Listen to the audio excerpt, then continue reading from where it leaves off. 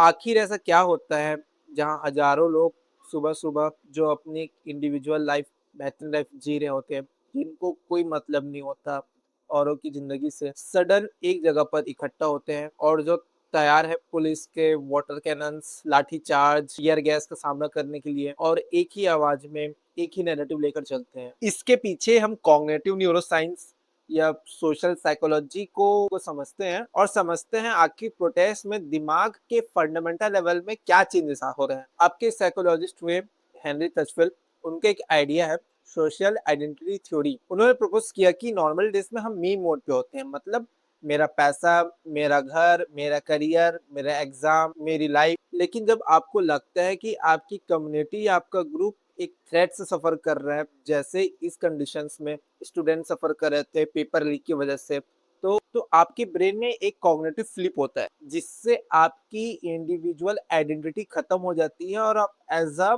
Group identity में switch कर जाते हो। हमारे ब्रेन का इमोशनल थ्रेट सेंटर एमेगिला वो हाई अलर्ट मोड पे चला जाता है, जिसकी वजह से जो प्रीफ्रंटल कॉर्टेक्स है, जो नॉर्मली रेस्पॉन्सिबल होता है लॉजिकल थिंकिंग, रीजनिंग या रिस्क असेसमेंट के लिए, वो वीक पड़ जाता है। एज अ रिजल्ट ग्रुप की आइडेंटिटी को प्रोटेक्ट करना आपको अपना पर्सनल सेफ से ज़्यादा इम्पोर्टेंट लगने लगता है। और जब कभी आप इसके रिगार्डिंग और जब आप प्रोटेस्ट के रिगार्डिंग जो भी रील्स देखते थे, वीडियोस देखते थे, जहाँ पर स्टूडेंट्स लोकेलिटी की तरफ आ रहा था, चार्ज किया जा रहा था कुछ जगह, तो वो आप गुस्सा क्यों फ़ील कर पा रहे थे? केवल वो रील देखकर, तो वो आपको गुस्सा क्यों फ़ील कर पा रहे थे उस रील को देखकर? और ये जो जोश है, जो गुस्सा है, वो इतनी तेज़ी से फैलता क्यों है? इसका जवाब मिलता है आपके इमोशनल कंटेजियन या जो आपके ब्रेन में जो मिरर न्यूरॉन्स।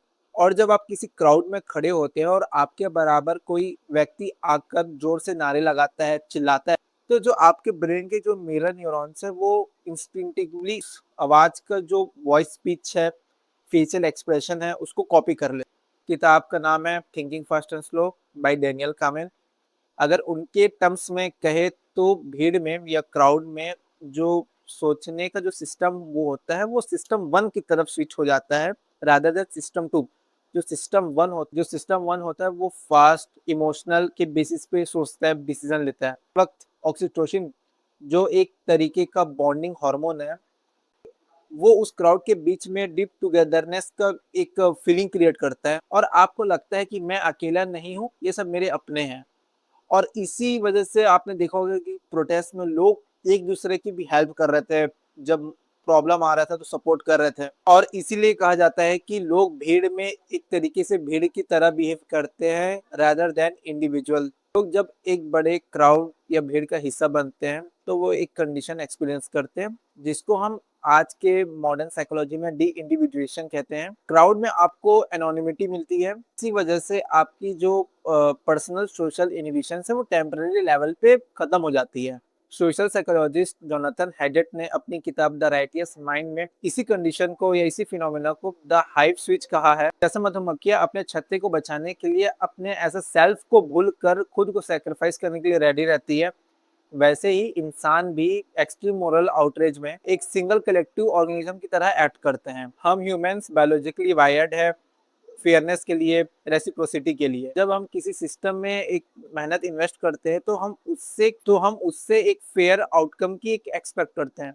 लेकिन जब वो ट्रस्ट टूटता है तो हमारे ब्रेन के लेवल पे एक कॉग्निटिव डिसोनेंस क्रिएट होता है और इसी डिसोनेंस की वजह से एक मोरल आउटरेज क्रिएट होता है। मोरल आउटरेज कोई मामूली गुस्सा नहीं है, ये एक इवोल्यूशनरी प्रोटेक्शन सिस्टम है।